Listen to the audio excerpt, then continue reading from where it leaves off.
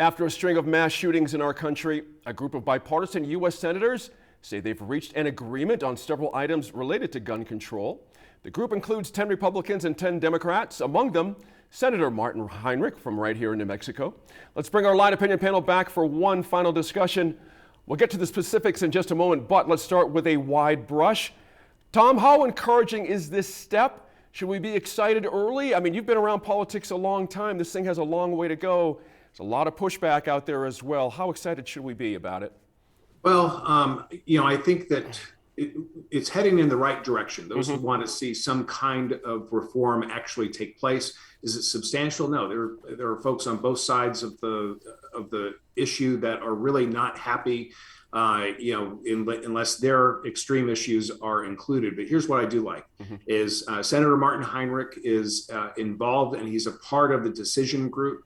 And he's kind of like that unicorn, for lack of a better term. He's an avid hunter. He's New Mexico's senior senator, and he gets the issue from all sides. And so the fact that he's involved is good for New Mexico, but I also think it's good for the conversation as a whole.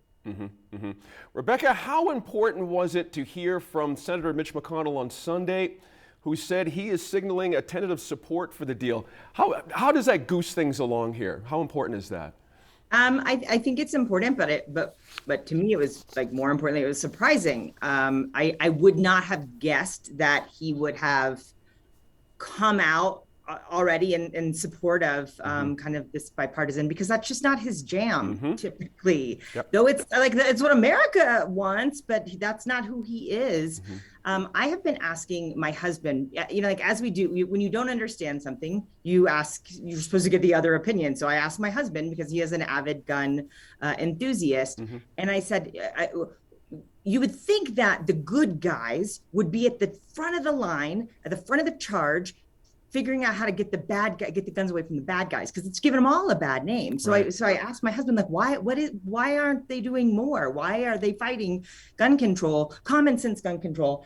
And he actually came up with solutions that I was not familiar with regards to why is it that people are fighting so hard to keep assault rifles as hunting rifles, because an assault rifle will actually obliterate anything. And so if it was for hunting, that's not what they would want. And so I think there's a lot more that could be done, a lot more that we can do, but for right now it is something. And good for McConnell for stepping out and saying, that he's in favor of some of this bipartisan legislation. Interesting point there. It's not his jam to come out early in the process. That's very interesting that you point that out.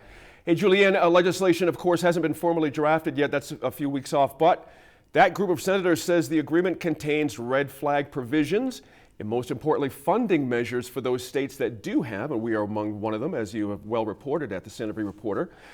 It's on the books in New Mexico. Is money really what's been holding us back on this idea? Or we're still philosophically in a real scrum when it comes to this idea of taking guns away from people that might be a danger to themselves and others? I mean, I think we have, as New Mexicans, as Americans, we've asked a lot of our court system and of our law enforcement professionals, and nobody wants to do it. We have not reported on this lately in Santa Fe, but when the law was passed, we talked to our local agencies, and it was described as this very cumbersome and difficult process.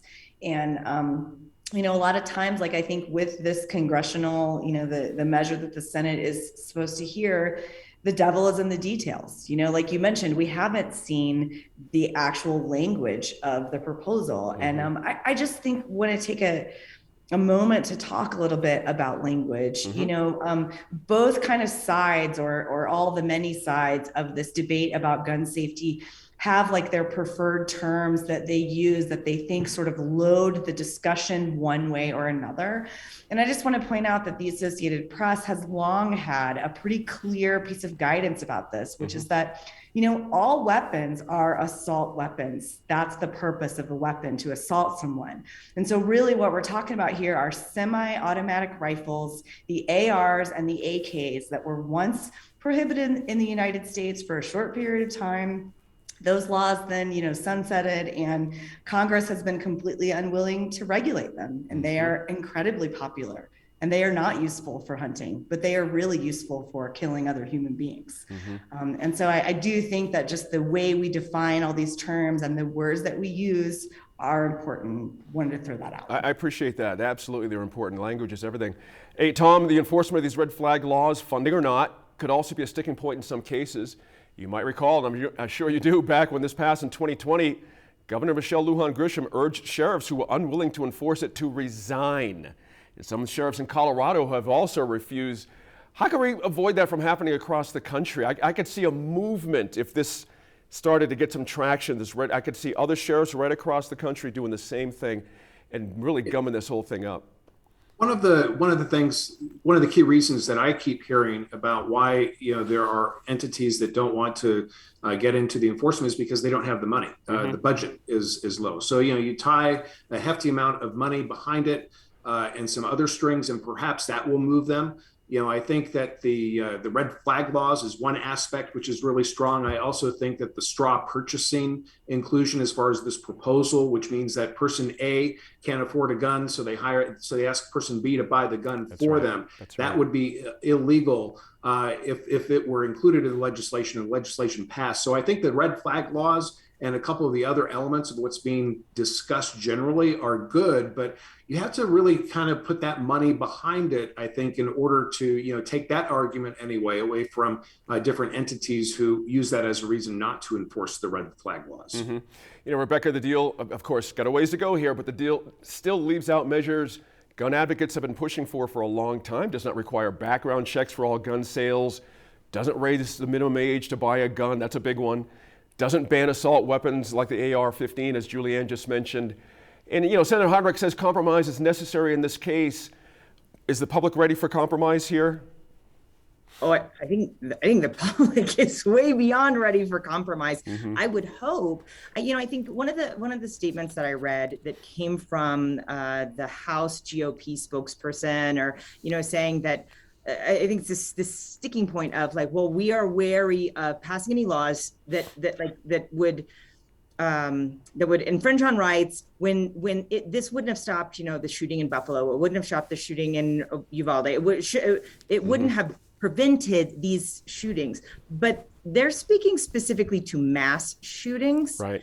And not acknowledging that a shooting doesn't have to be mass to be horrific. Thank you. And there are, with those red flag laws, especially with that boyfriend loophole, we see it in New Mexico so often that one person or two or a family, they're killed because we can't enforce that because of the boyfriend loophole, or we're not enforcing it as is, as it stands. So I think we really have to push our elected officials to stop getting hung up on, well, this particular mass shooting, there was nothing that would have prevented this. Right.